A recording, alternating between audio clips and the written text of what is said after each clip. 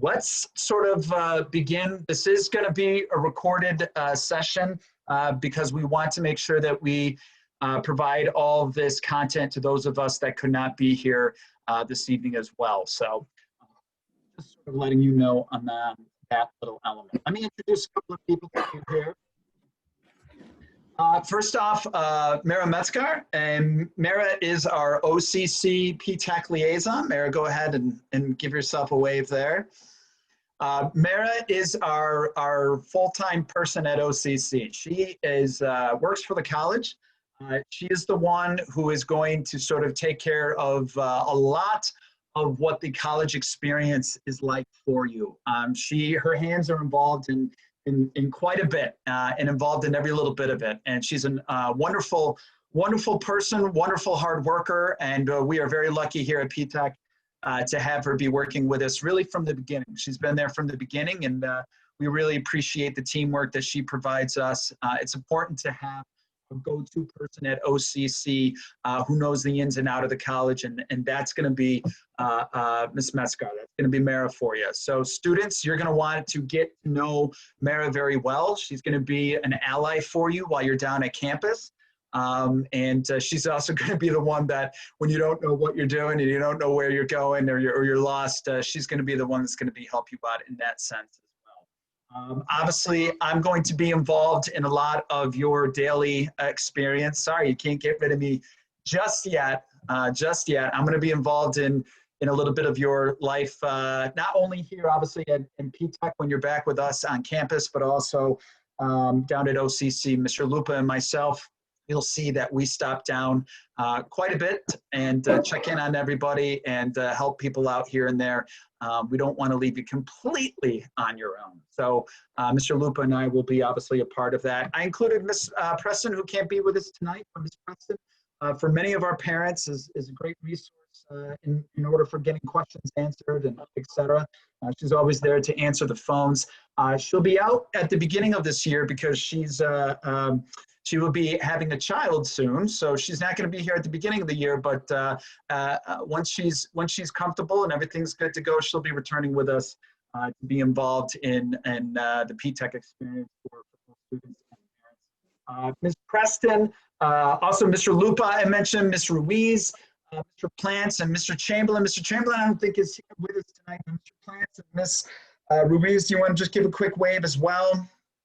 You guys know, students-wise, who Ms. Ruiz is and Mr. Plants, and most of the teachers know as well. And the reason why they are on our little list today, and they're going to be getting involved simply because they are going to be sort of our additional eyes and ears that we have down at Onondaga Community College. It's important that we have not only Ms. Metzgar there to be able to navigate a lot of the ins and outs of college, but it's important that we also have Ms. Ruiz and Mr. Plants to be in on some of the courses. You'll find that Mr. Plants is heavily involved in a lot of your tech courses. He's going to be sitting in and connecting with you guys on a lot of those tech courses that might be on your schedule this year. And then Ms. Ruiz will be involved in a lot of the English courses that you guys have lined up for this year as well. So we'll be hearing from each one of them here in a little bit as we move forward. So the first thing, returning to school, OCC, what life is going to look like.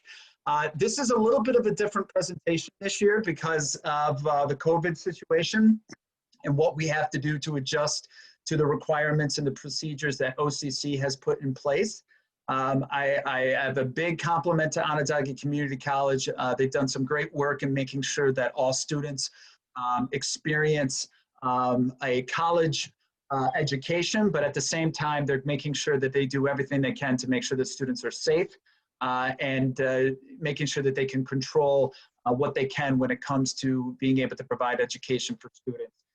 Mechanical and electric technology fields are very difficult when it comes to COVID, guys, because of the fact that there's so many labs, so many hands-on requirements. There's such important things that you need to know and see and touch and experience. It's not just being able to open up a book and looking at it and do something online and say that you have the skills necessary to be able to move on to upper level courses. So the college has really been working with us over the summer to be able to offer as much as we can and doing so in a safe manner. So anything that you hear tonight is really a collaborative effort from the college to make sure that the students are going to be able to experience something new and doing so without much worry or concern about safety. So let me just walk through a few of the highlights of what college is going to look like this year for all of you, and then we'll dive a little bit more into some other aspects of the college experience. Obviously, the impact of the pandemic has required that there's numerous changes to what college will look like. So this is sort of some of the highlights for you that I know impact each one of you and impact us as a program. First off, all learning spaces on campus have been measured to determine maximum allowed density. So what it is the guidelines that the state of New York through the health departments and et cetera, have been providing information about how many students can be in a classroom. Those requirements are based on the sizes of those classrooms. And just like at P-TECH, at our city BOCES, each room is a little different. So they are following the requirements to make sure that students are in a classroom. If they are in a classroom, that they are following through with proper social distancing and allowable density space around them. So what you'll find is that in traditional classes, you might be in classes with 20, 25 kids. In a normal year, this year you won't be. This year you will be in small batches, which I truly think is a win for you in some ways, because I think you'll get a little bit more one-on-one attention from your professor, which is going to be very helpful for you when you're on campus for the first time as a college student. Schedules for labs. So labs, which many of your technology courses that you guys will be taking require in-person instruction, hands-on learning. And thus they've been staggered for density purpose. So what's going to happen here is there's really 3 versions of what classes may look like for you. And we'll talk a little bit about what your specific class is going to look like in a bit. Just because you have a class that looks like version A doesn't mean that the student or your friend or whomever has the same version. They're all a little bit different. So the English classes may be operating in one version.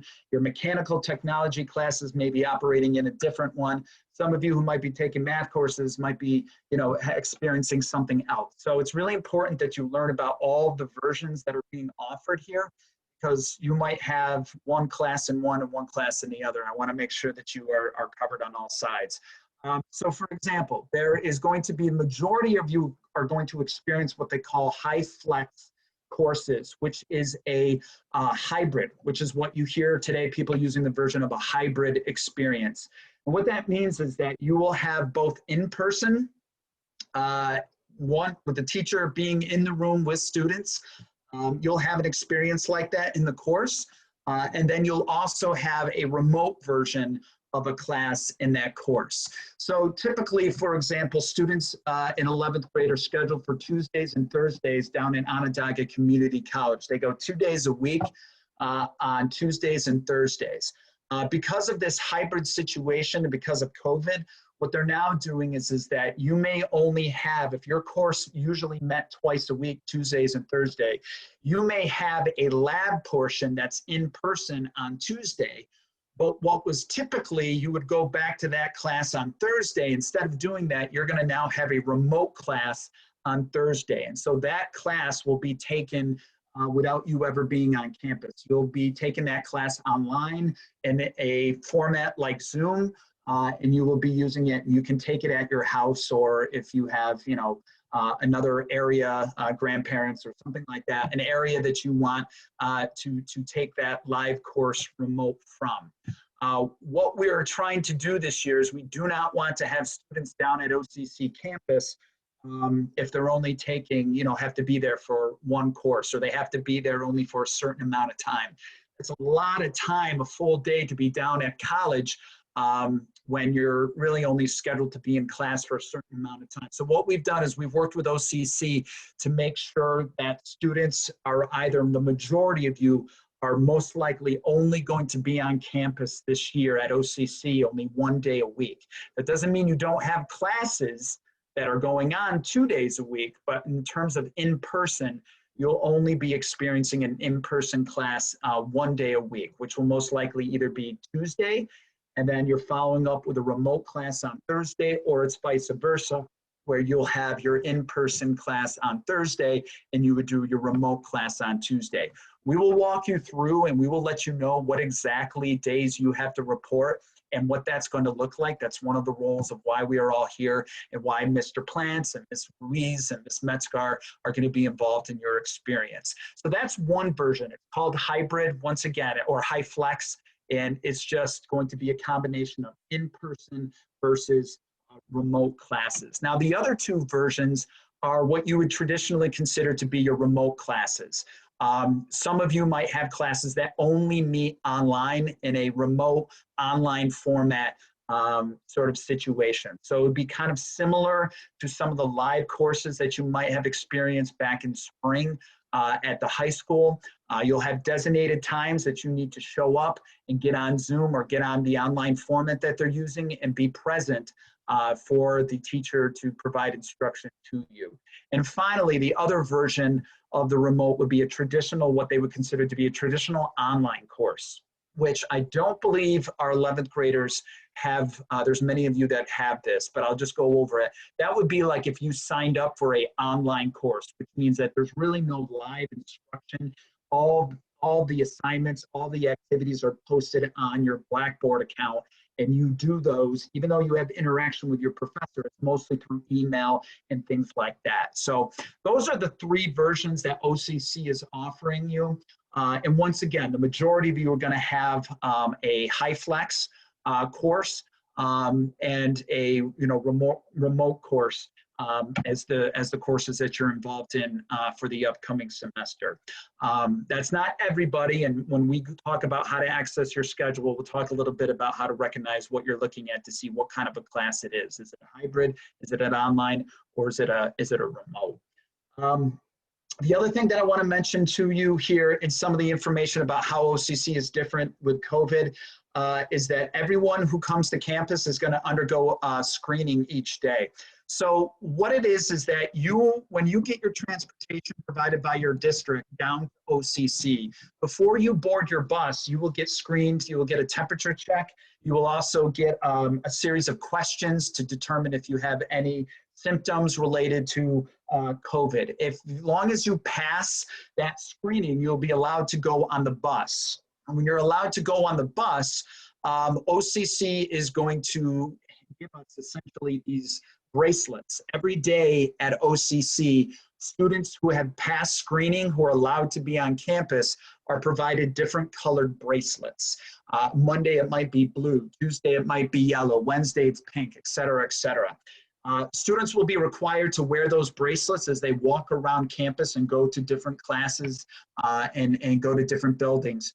Those bracelets will be sort of determined if you're allowed to, move in or not. So students are not going to be allowed to just throw out the bracelet because you might be denied entry into a certain building. So once you pass your screening, which will happen once again when you get on your bus, you will be eventually between the time that you're picked up and the time that you arrive on campus, you will get a bracelet which allows you access to campus. And we'll go over a little bit more on this as we get closer and when we talk about transportation.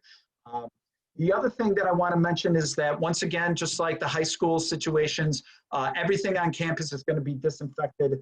All classroom, all campus common areas are clean and disinfected on a daily basis. One of the things that you'll find this year is that there are certain buildings, certain common areas that are closed off this year. They don't want collections of students in large groups. So for example, while they will be serving food, and we'll talk about food, students always would go to the cafeteria to sit down and meet with other students and have food. Those obviously, because of COVID, they've changed that significantly and put in restrictions about what you can do. You can go and get food, but you can't necessarily stay in the cafeteria as one big group. We'll talk a little bit about that. There's also, you might have heard other students refer to the laser lounge, which is an area that students kind of go and hang out and kind of, decompress a little bit from their studies. There's a pool table. There's, some other stuff there for kids to do and enjoy. That obviously has been closed down until further notice, just to make sure that they are, don't have students collecting in large groups. So you'll see that there's instructions posted on doors that allow you, certain doors you're allowed to go in, certain doors you're allowed to go out. All this stuff is things that you're probably used to, just going around your community and going into stores like Walmart and Home Depot and stuff like that. Very similar procedures in a lot of ways that allows traffic to sort of avoid from getting into large groups. And finally, this is the big one right here.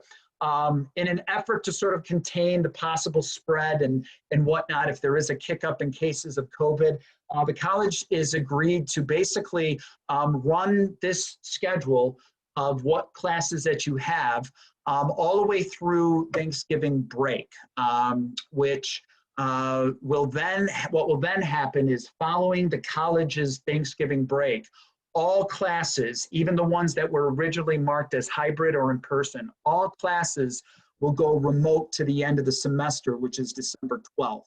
So once again, we will follow the plan that we talk about tonight all the way through Thanksgiving break. And then following Thanksgiving break, there will be no students going down to Onondaga Community College. If you have a day that you're scheduled to go down to OCC, you would not go to City that day, you would not go to OCC, you would stay home.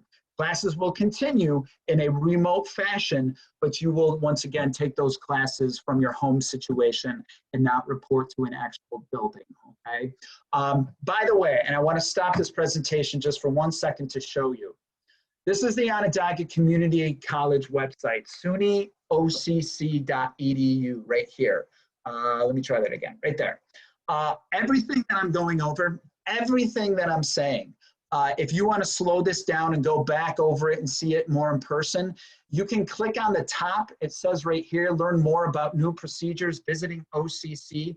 If you click on that little banner there, it's going to bring you to a page that gives you a significant amount of information. They've got a lovely little visual video here that you can look at as well. But everything that I'm talking about here is really located on this webpage. So I encourage parents, I especially encourage all of you guys, students, to go onto the SUNY website, go to this information. Once again, it's right up there at the top. Click on it and walk yourself through it, and feel free to ask questions to Mr. Lupa, myself, Ms. Ruiz, Mr. Plants, any of the people, and we'll be able to walk you through any questions that you have, okay? Once again, that's SUNY OCC. Don't do occ.edu. They'll bring you to Ozark Community College. You'll be in the wrong part of the country. So go to sunyocc.edu for that, okay? Mr. Lupa, I'm going to put a pause quick. Is there questions that have come up so far related to what we've covered here before I jump into some more information related to the schedule and transportation? So there is some questions coming up in the chat box, and thank you for everybody who's asking questions. That'll definitely help us field probably more than just your questions. Other parents and students will probably have similar concerns or interested to know more about what some of the policies are going to be. So in this case, the question was, are students required to wear masks? And Ms. Metzgar did chime in to indicate that students will be required to wear masks at SUNY OCC campus. And then a follow-up question came in, will it have to be worn during the class? In terms of, it sounds like they're looking at, will there be breaks in wearing the mask, per se, if they are effectively social distanced at that point. I know at our campus for City BOCES, we're talking about having the mask breaks put in place where it could, allow students to have that time to take the mask off if they are appropriately social distanced. Ms. Metzgar, do you know if there'd be anything in place to that degree at OCC, or would it be the expectation to still wear it? So the most likely scenario for the PTAC students is their time at OCC campus will be spent in a machine lab where there are very few students at a great distance from one another and the instructor. So in those settings, as you just described, yes, they wouldn't have to wear their mask, although chances are they're in some other kind of lab gear. But the governor's guidelines require that we're wearing our masks in the hallways, in meetings, even if we're socially distanced, in classrooms if we're even if we're socially distanced or at the new, what they're calling COVID capacity. We will provide 2 masks for every student so that you have one to wear, and that's the general expectation on campus. Yeah, and I'll just chime in just to say, you know, it's really important that I think kids are, you guys, students-wise, are recognizing that anytime that you leave, you know, a room, anytime that you're going to be in the hallway, anytime that you're going to be in a situation, whether it be on campus or whether it be here at P-TECH, there's going to be the expectation that masks are being worn. So you will be, you know, you will be asked, you know, by campus officials and people to make sure that you're putting your mask on, and just like you would if you were here and when you're at P-TECH High School, you know, same thing, that in any situation where, you know what I mean, that we have students close enough to where those guidelines are going to be important to follow, you'll be asked to wear a mask. Yep. Other questions, Mr. Lupa? Anything related to what we've covered so far here? That was it so far. Okay. Okay, so let's move on to Ms. Metzger, do you want to, is there anything else you want to add to what we've covered so far? Maybe something that I missed, or anything that you want to add to what we've covered in terms of the new guidelines and procedures? Not so much the guidelines, but you address the different models of classes. Mm-hmm. And I wanted to mention a couple things as the students start to look at their schedules. If you are on campus because you have most likely high flex on your schedule and it's a lab, there is also going to be space set aside for P-TECH students to then go where they can log on to their online classes that they're not attending in person that day. So while you don't have a classroom like in the traditional sense, there are reserved spaces for your time spent in the remote or other options while you're not in class but you're on campus. It's a little confusing. There's a lot of space being set up for that. Yep. So, you know, very good. So essentially what they're saying is they'll be structured, right? So you'll have, you know, if you have a class that you have to report to live in the morning, but then you know your afternoon class, your 12:30 or your 1 o'clock class or whatever it is a remote class. Instead of you just kind of wandering and finding a place anywhere to be remote, there'll be designated areas that really, and many students are going to be, you know, required to kind of go and jump in and participate in your remote class situation. This is where the big independence comes. And we'll talk about this. You know, professors are going to expect that you're there. Just because you have a remote situation, there's going to be nothing less than the expectation that you're there. And our expectation is that you will be too. You are going to have a Chromebook issued to you. So you'll have all of you will have your own Chromebook, which gives you access to everything that you need to be able to access the remote classes. So we'll expect that you arrive at a destination where you can log on and be a part of that class participating. So, yep, very good. Thank you for the reminder on that, Ms. Metzger. So here's a situation with your schedule. I could easily email you all of your schedules, but you guys all, at this point, should know how to access your schedule. And you access your schedule through WebAdvisor. That was something that you guys, many of you took and learned about over the summer. So this is where we start to, you'll find that oftentimes now that you're a college student, you'll ask things like, I don't know how to get to this, and I don't know how to get to that. And we're going to simply answer to you, you need to log on to your Blackboard, or you need to log on to your WebAdvisor, and you need to figure it out. Well, I lost my password, or I forgot my password. Well, then you need to call the help desk phone number, call them up and tell them that you lost your password, tell them that you forgot your username, things like that. You know, this is really where we start to, you know, guide you. We'll guide you in the right direction of where to go, but we're not going to simply just look up passwords and usernames for you and hand you over, you know, schedules. We want you guys to get comfortable and start using the expectations that the college has on you, because those are the expectations that your professors will have on you as well. So I'm going to hand this over to Ms. Ruiz, who's going to do a brief, quick tutorial on how to access your schedule. I would strongly advise that you hold off for the rest of the presentation before you go on and check your schedule out, because we are going to cover some more important things, and I don't want you to miss those. But Ms. Ruiz, you want to walk them through just a little bit of what resources we have them to help guide them? Yeah. All right, so most of you guys should know how to do this, but just in case you don't, I'm gonna refresh your memory. Oh, okay. So if you guys go to SUNY OCC, just the regular website on you right here, you have a selection. For all of you, you're gonna be clicking current student. And I've showed these at least to the students who took ILS 153 with me. The most important thing is you're gonna have to access our web advisor, Office 365 for all your emails with professors, and Blackboard. The one I'm focusing on right now is web advisor. I just wanna say thank you to Luke Yerden who lent me his username and password. Don't ever do that. We're just doing this as an example so you guys can see what it looks like. You're gonna click on login. If you don't know your username or password, then you need to contact me and I can walk you through that separately, but most of you guys should know your usernames by now. For most of you, your usernames is your first initial, period, your middle initial, period, and your last name. Some of you guys may, your username may be followed by a bunch of numbers, but if you don't know it, please let me know and I can help you out with that. And then you're gonna type in your password. Your password here is the same for the password everywhere. And you're gonna click on login. Wendy, can I interrupt you for a second?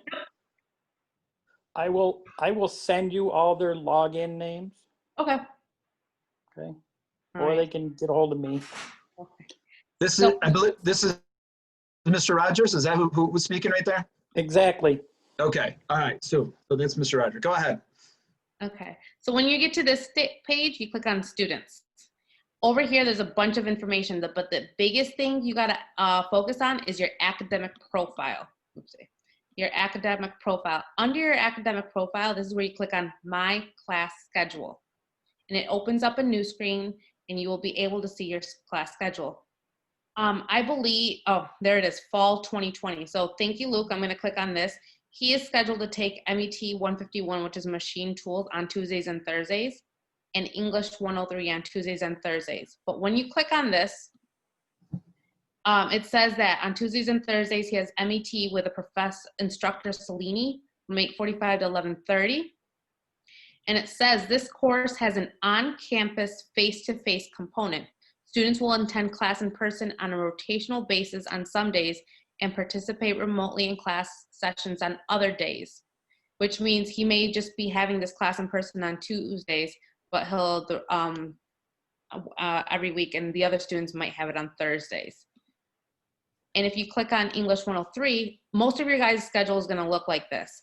For cohort 3, you're going to have either MET 151 or MET 161 or CMT 171, or I think Science 111. That's the morning.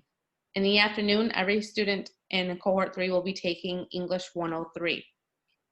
For Luke, his instructor is Pearson. And if you scroll down here, it says P-Tech students. 100% of course is done online. There are no required face-to-face sessions within this course and no requirements for on-campus activity. All right. Ms. Ruiz, can you scroll back up on that course for a second? This one? Yep. If you see, yeah, I was going to say, yeah, point out, it tells you right there next to what exactly the course is. If it's high flex, real-time, remote, or online. This So means that he'll be meeting remotely online on every Tuesday and Thursdays from 12 to 1:25, correct? Yep, that's correct. And if you click on the MET, go ahead and click on the MET one more time. You'll see that one says high flex, right? So there you go. There's that high flex, which tells you it's going to be both in person and remote, which is, if you scroll back down, that's what the explanation there in the paragraph is telling you. So that's why we were using those words. Get comfortable with that word high flex versus remote. All right, you'll see that attached to your schedule. So most of your guys, I believe, are going to be quite similar. Your morning class is going to be high flex, combination of in-person and online, and your afternoon course is going to be I saw a few of your guys' schedules that you've showed me before, and some of you, I think I saw for everybody real-time remote, where it's in person or online, but at a specific time. Okay, So if you do not know how to get a hold of your username or your password, you need to contact me and I will be able to help you with that. By giving you the help desk number, right? This really is. Oh, it's even simpler than that. They don't even need to make a phone call. But I have had 2 students call the help desk phone number already, and on their own, they had no issues. Very good. So once again, guys, just remember, we want to continue to take off the training wheels here for you so you continue to operate. Eventually, by next year, when you're doing 5 days a week down at OCC, you need to be operating really with a little bit of guidance, but mostly on your own. And that's what you'll see with your upperclassmen. When you guys run into your 12th graders or seniors that are down there, you know, they're operating with really not a lot of, not too much support. And then especially when you see cohort 1 up there, you know, they're pretty much on their own. Outside of, you know, some here and there check-ins, but outside of that, they're pretty much on their own. And that's not, you know, saying that they don't need our support, but really they don't. By the time you get to 12th grade and you get to the 13th grade, your you know, years that once you've met your graduation requirements, you're not going to need us to be telling you how to get your password anymore, right? You're going to be able to fly solo, which is the goal in all of this. So, and I'm confident with this crew that I have. I'm very proud of cohort 3, and I'm very proud of the work that you guys have put in, and the fact that you have made it through already a COVID semester. Doing a lot of independent work tells me that you guys are ready to go on this, and I'm not going to have too many fears of having to, you know, to worry about having to track everybody down. So that makes me excited. Mr. Rees, was there anything else you wanted to share just in regards to the web advisor? Just that once you guys, that same password you use for Web Advisor will be the same password for Office 365, which is for your email, and the same password for Blackboard. So, yeah. Yep. So we will, like I said, we will be continuing to sort of provide, you know, kind of some training, some updates for you guys in regards to some of this. One of the things I know is Web Advisor is how you will access your grades. So how we do grades here is that the grades are posted by the professor on Web Advisor once you've completed your semester. Those grades are shared with your parents as well as you and as well as the school, meaning PTech. All 3 of us are able to view those grades when we get them. What I mean by view is your parents won't have access to your Web Advisor, but we will. And we'll take those grades and we'll make sure we share those with parents so the parents know how students are performing as the year goes along. But we'll get to a little bit about that later on. Mr. Lupa, any quick questions that are popping up regarding the Web Advisor or access to username and password or anything like that? Yes, just one question came up regarding the real-time remote. And I think parents are understanding at this point that there will be 1 day a week that the student's going to be attending for that tech class. So again, that was the MET 151 or the MET 161 or CMT 171 or Science 111. But on the alternate day, so if the student's day to attend OCC is Tuesday, then on that Thursday, the student would be working from home and accessing the course content from, you know, internet support services and using their Chromebook device at home.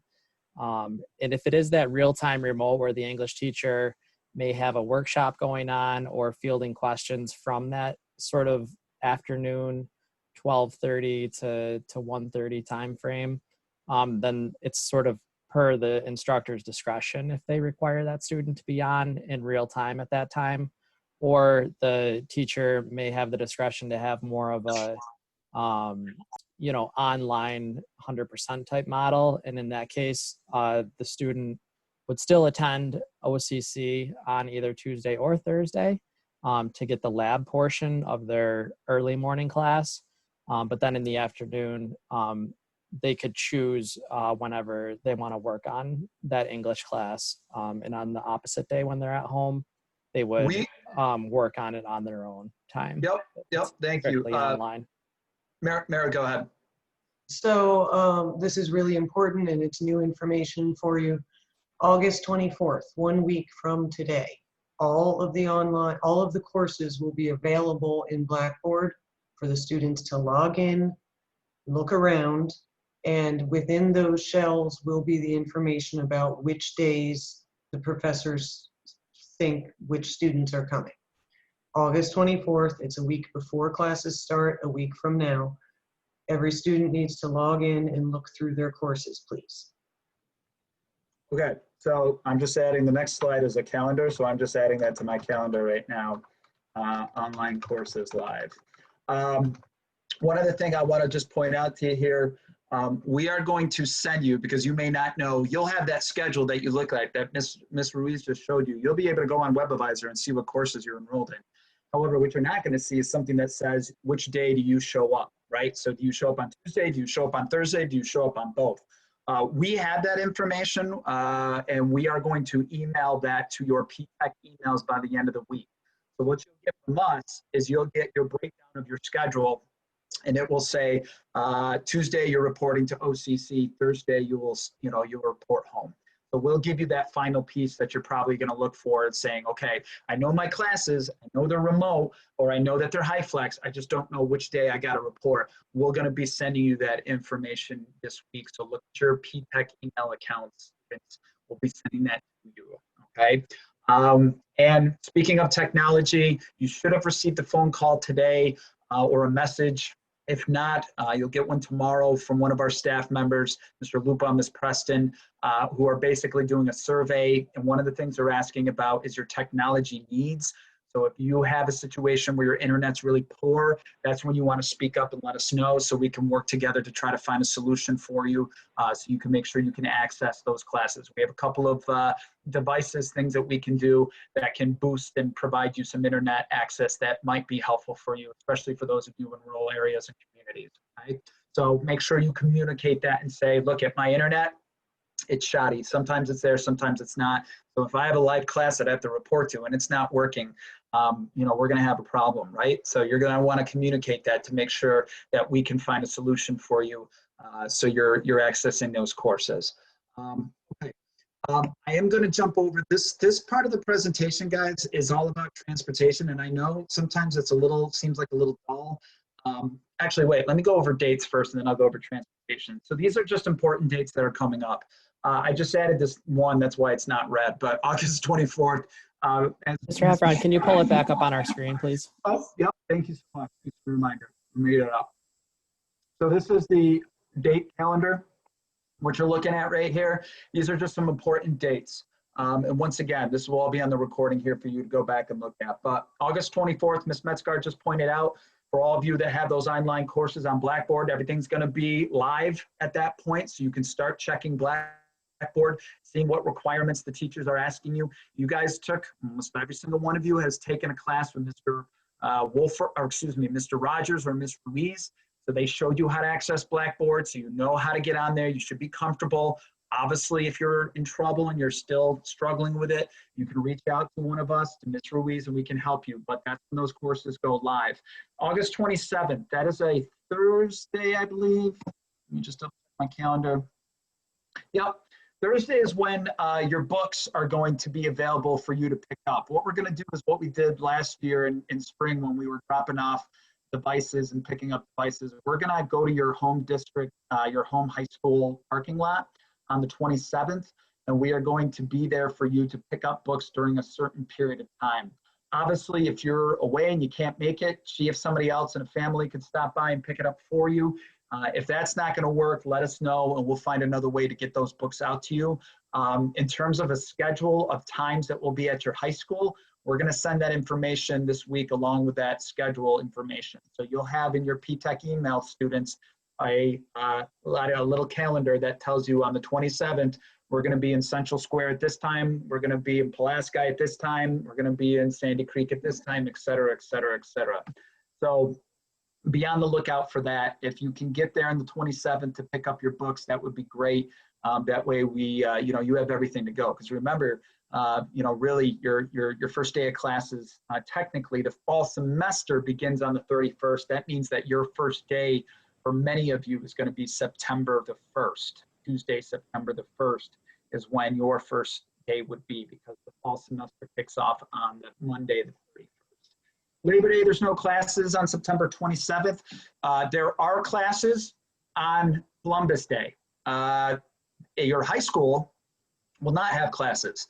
But I think that usually falls on, isn't it like the 11th, I want to say, or 12th or something like that. So that won't affect you because once again, you're only taking classes on Tuesdays and Thursdays, but just be aware if for some reason, if you do have a class on on Columbus Day, you guys are still in session. The high schools are not, but colleges don't observe that day. To 24th. November 24th is the last day of in-person classes. Remember what I said? Once they go to Thanksgiving break, all live person classes come to an end. So the last day that you will be transported down, the last day heading in to OCC for live in-person stuff would be on the 24th. And then finally your semester, your last day of classes are the 12th. Some of you will have final exams on that day or before that day. Some of you will be asked to come in and do final exams after the 12th in those days that immediately follow the 12th. Transportation, obviously, because this is all beyond Thanksgiving break, final exams will not be in person this year. They'll have to be remote, right? So keep in mind as we walk through that, your last full day of classes is December 12th. Now, this always brings up the question, okay, so high school P-TECH, their last day, they go right through Christmas break, right? We go right up to Christmas break. So I don't report to P-TECH High School on Tuesdays and Thursdays because I'm an OCC student and I don't report there. So what happens on Tuesdays and Thursdays through the month of December into the beginning of January until the new spring semester begins? You are not reporting to P-TECH those days. Those days are off for you. You do not report to school.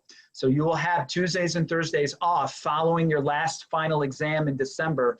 You will have Tuesdays and Thursdays off for the remaining of December and the beginning of January until the new semester begins. And I don't have that new semester date just right in front of me. Ms. Metzger, if you don't mind just looking up that at some point and posting it on the chat. So that's just a reminder that once again, you're not, just because OCC comes to an end doesn't mean, okay, now I got to go back to the high school on those days. No, you don't. You would stay home in that situation on Tuesdays and Thursdays, right? And I just want to let you know, this is a lot of information and we totally get it. This is why being in person sometimes helps. We're going to have all this for you, written down for you, and we're going to walk it through you so you guys have this to refer to.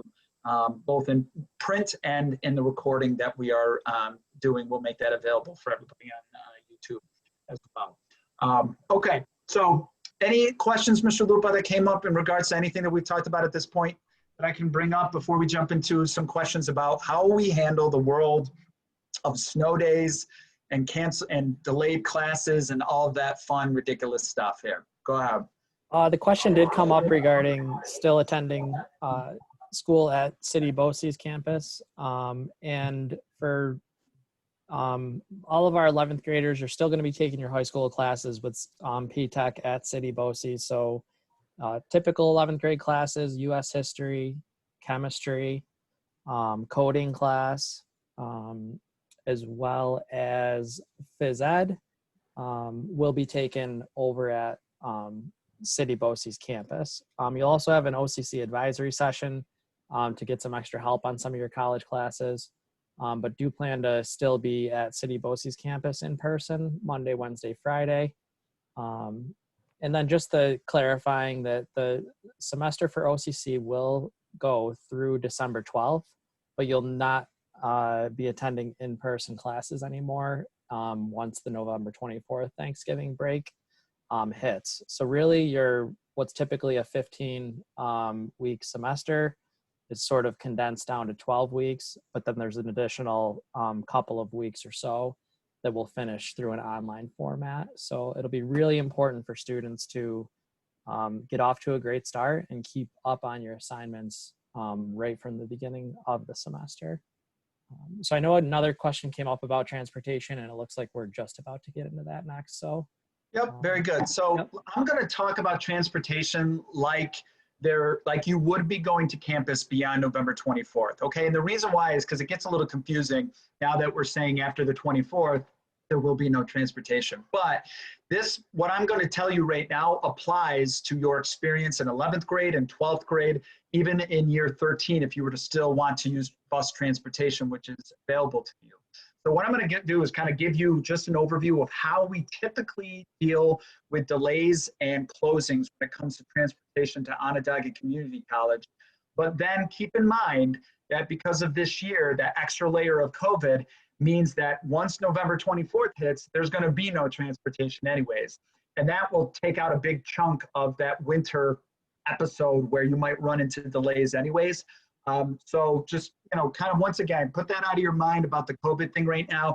Just pretend like you're going to campus on a normal basis through December, and then you're going to pick up in January for the spring semester. This is kind of how transportation is handled. The biggest thing that you need to know, parents and students, is that the best resource for transportation is to call the transportation office and ask them in the last case scenario. If you don't know what the situation is and what you're supposed to do, you need to make sure you call the transportation office. Calling P-TECH, all we're gonna do is we're gonna either, if we don't have that answer for you, and most likely we don't because it's an individual district transportation decision, we're gonna call transportation and then call you back. That takes up time, that takes up confusion, that's like playing telephone.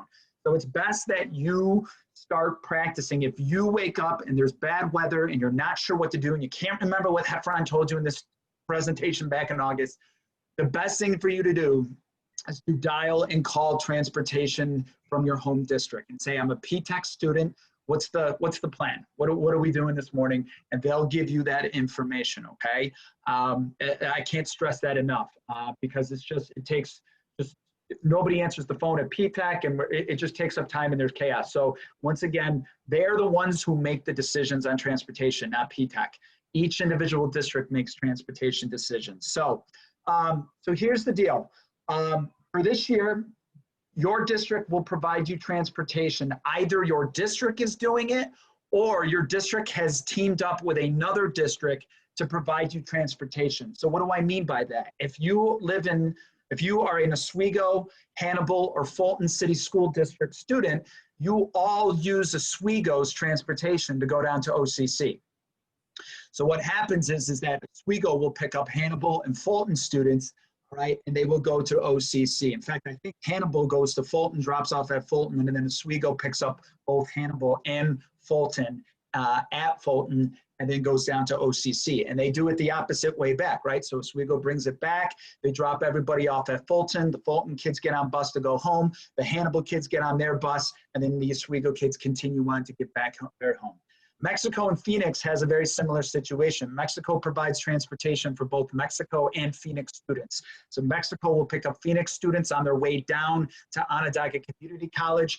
On their way back, they'll drop off students who are Phoenix students at Phoenix, and then they'll move on to Mexico. Sandy Creek and Pulaski also have a situation, and this year I believe APW might be involved as well. That might change, but Sandy Creek and Pulaski have always teamed up. And then Central Square typically goes solo. Central Square usually goes solo, providing their own transportation. So when I say call your transportation office, I would still call your original transportation, your district transportation office, because whatever is going on that Oswego decides about transporting, they're going to be speaking to your district's transportation office early in the morning before you call. So if you call, you know, if there's bad weather and you're like, should I call Oswego? I'm a Phoenix or I'm a Fulton kid, should I call Oswego? No, you should call your Fulton, call your district transportation office, and they'll be able to give you directions.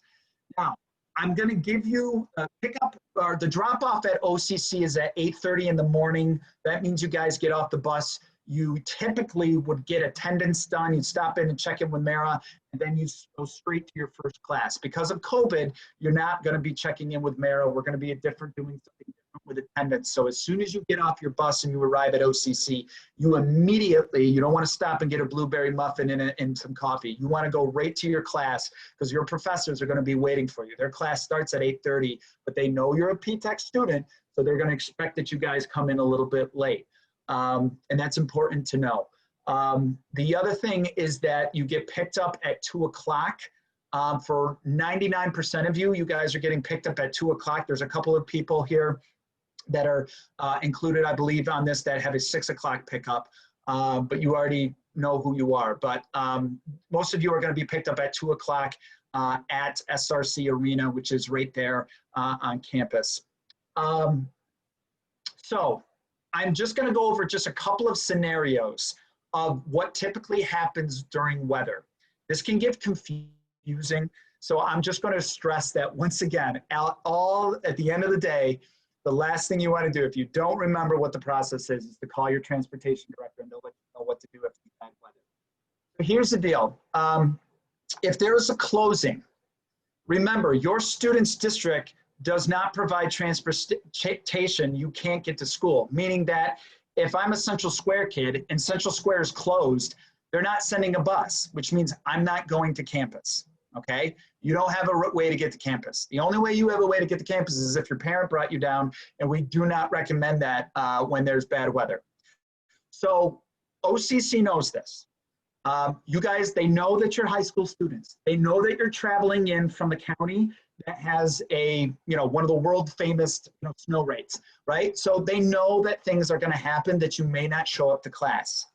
This is where that independence kicks in. This is where that responsibility kicks in.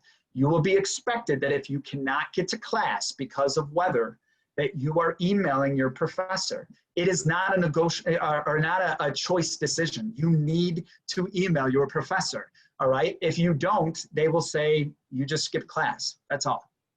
If you email them and you say, look, Central Square didn't get transported today, they'll recognize that and they'll honor that and they'll work with you on getting caught up, okay? So this is extremely important. If you are one of these kids who's not comfortable with emailing, you're gonna find out very quickly that you're getting yourself in a little bit of a hole here with your professors, okay? Communication is the key. They will work with you as long as you communicate. Now, I'll just give you a brief scenario. When your student's district or any district between your student's district and OCC closes for a snow day, your student's district cannot provide by law transportation to OCC. So let me just give you a very quick scenario of that and then we'll sort of move on.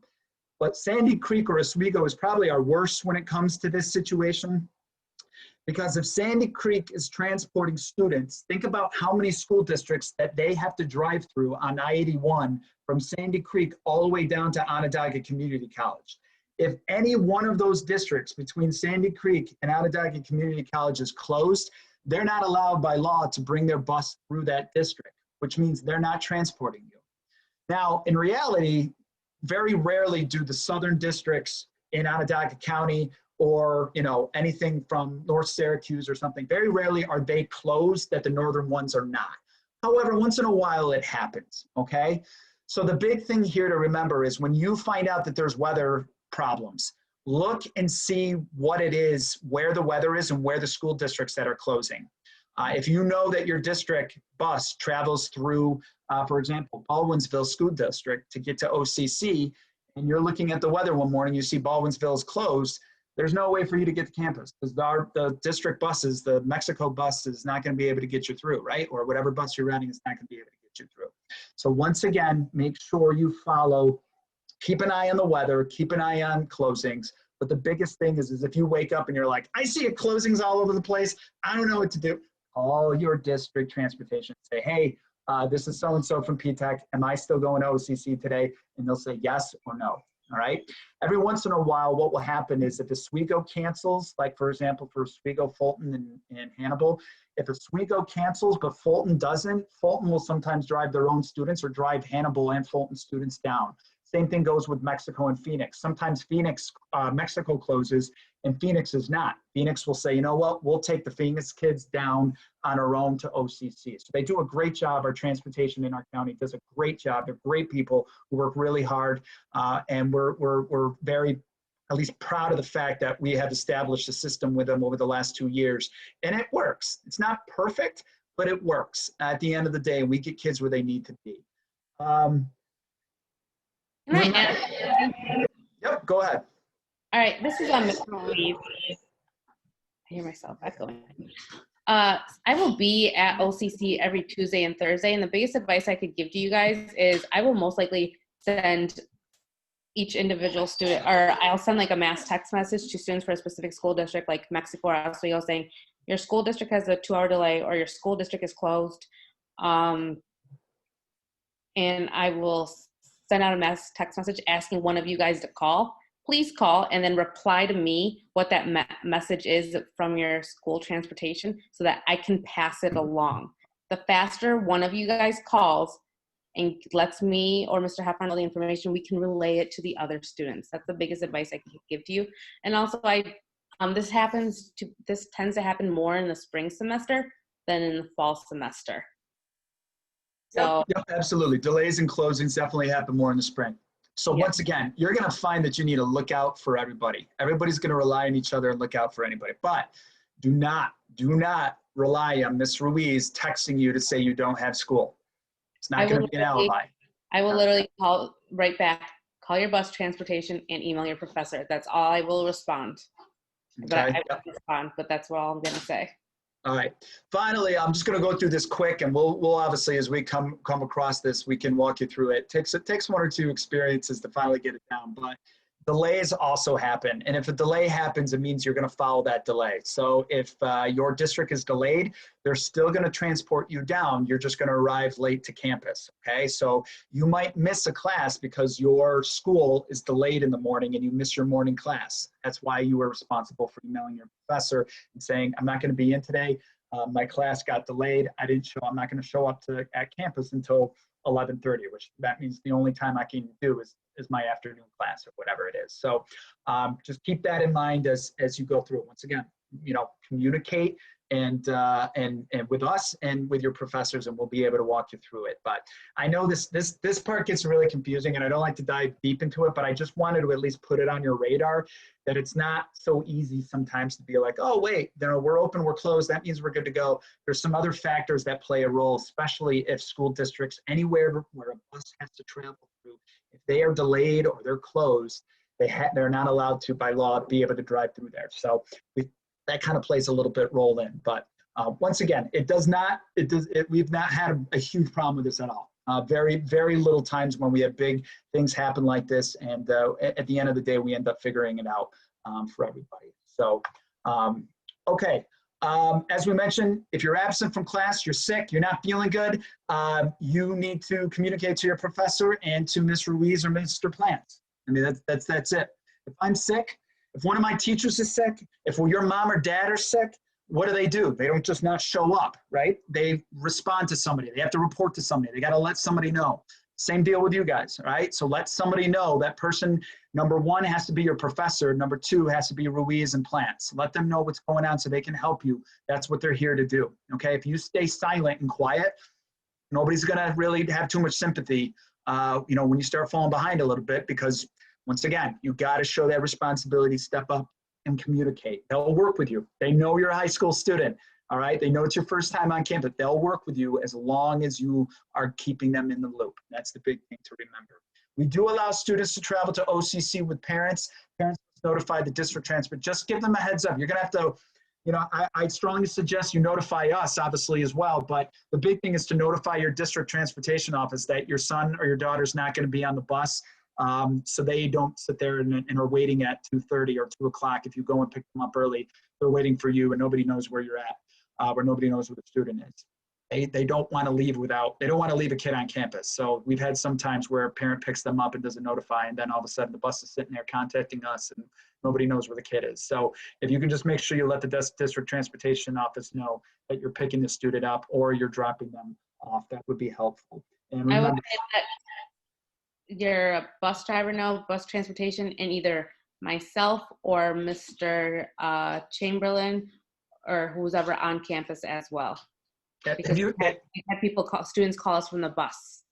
So you should be noticing a theme. For everything that you do that's not following the normal procedures, you need to contact people, okay? That's the theme of the day. Finally, students are not permitted to transport down to OCC until you're 13, okay? So you're going to be traveling the bus. I know some of you might be starting to get licenses and stuff, especially next year.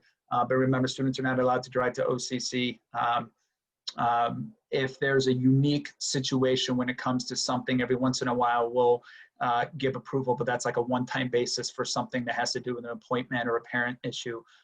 It's not something that we allow you to do. And I don't think we've ever had an 11th grader, nor will we ever have an 11th grader driving down campus at all. Okay. Let's see here. Lunch. Very quickly, they have a cafeteria on campus. It's limited this year because of COVID of what you are and what you are not allowed to do. From what I'm told, and Mara, jump in, feel free if I'm wrong on this, but you will be able to walk in. They have like a, not a buffet, but you're gonna literally pick out what you want. They're gonna hand it to you in a box situation. If you want to buy lunch, and they will give you the lunch, you pay for it, and then you have to leave the area and have the lunch in a larger area, spacious area where you're not gonna be around people. Is that correct, Mara? Yes, the words you're looking for are grab and go. Grab and go is how the cafeteria will be set up. Yeah. Don't count on it being a solid option. I'm sure they haven't entirely worked it out yet.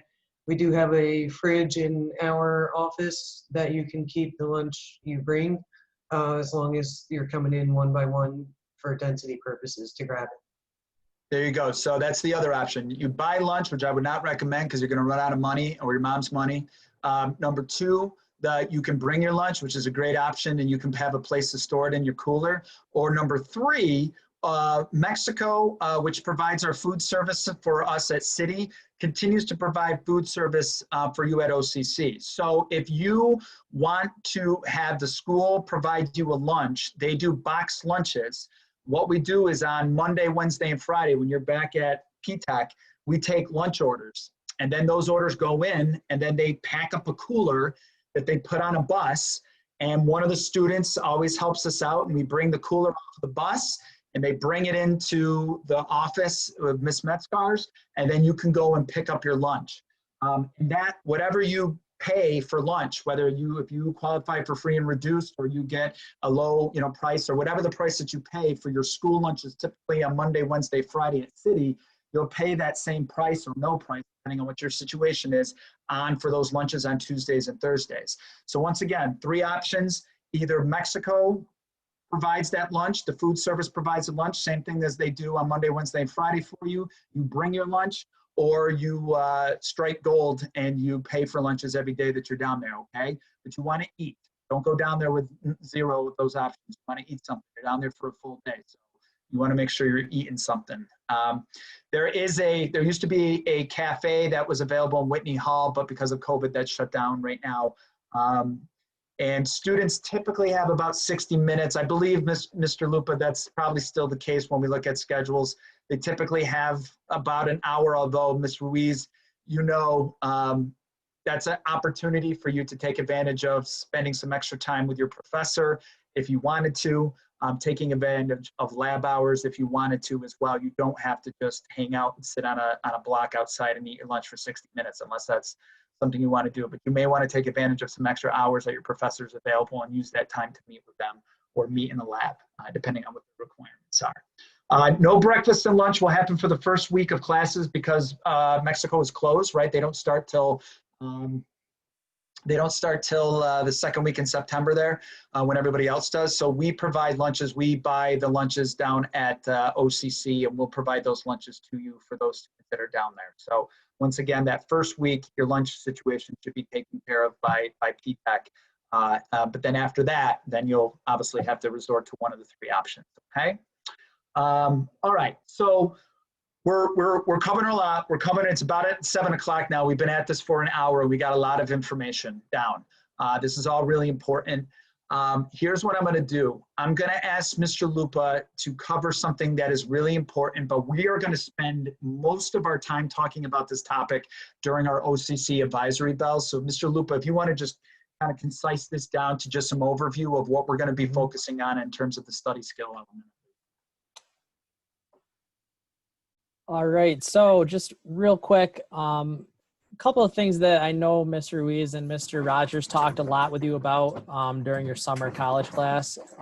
Really dealt with making good choices to be a successful student. A lot of that, like Mr. Heffron's talking about, comes down to things that you're going to do yourselves. So I'm going to share my screen real quick and just go over the topics of successful students.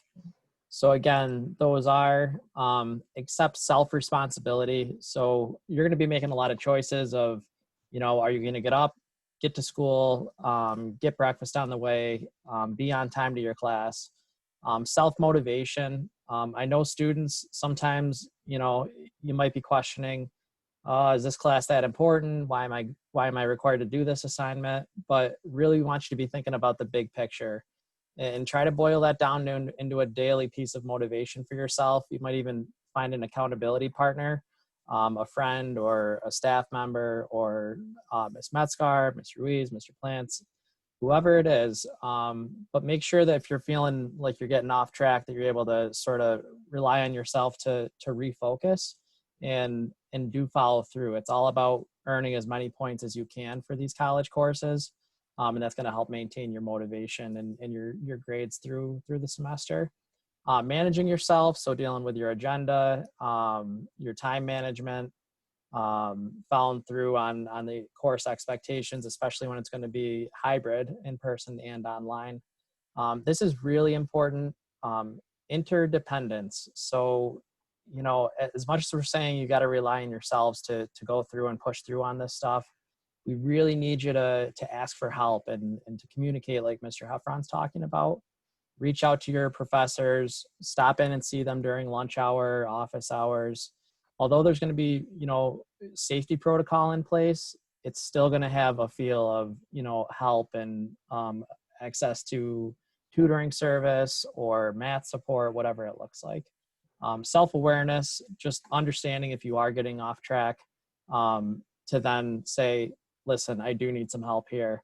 And just really refocusing on having a positive attitude, even if you are struggling. Lifelong learning, it's going to be a heck of a semester to learn flexibility skills.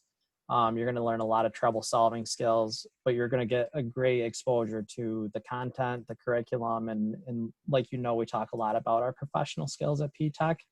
But this is a long process for you all, so don't get overwhelmed, but keep a realistic view of your progress through this sort of 12 to 14 week semester experience. Emotional intelligence, if you're feeling overwhelmed, always reach out. Keeping track of your goals and your aspirations through your experience. And of course, believing in yourself. You all came into this program and are here for a purpose and for a reason. And I echo Mr. Heffron's comments that you all have what it takes and you've been practicing for this point. So we are super excited to support your transition to OCC and know that you're going to do a fantastic job.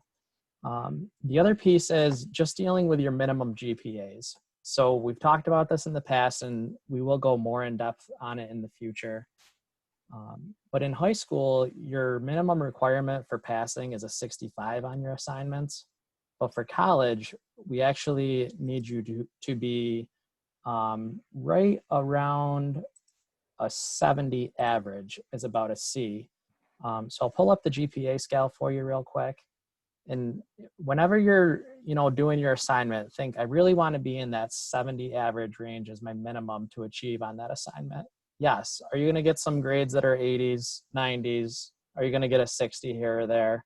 It's very likely there's going to be a lot of assignments. There's going to be varying assignments. Some are going to be more in depth. Some are going to be simpler.